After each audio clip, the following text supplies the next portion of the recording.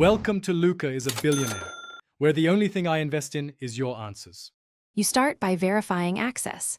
Make sure the images are hosted where Power BI can reach them, either public URLs or a network location you can map. Once done, add or create a column in your source that contains the exact image URLs or stable relative paths.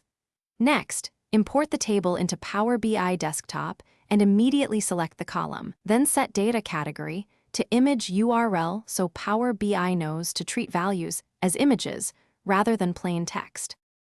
Now focus on preparing the link so visuals render correctly. In Power Query, trim whitespace, replace characters like spaces with %20, or concatenate base URL plus file name. This prevents 404s.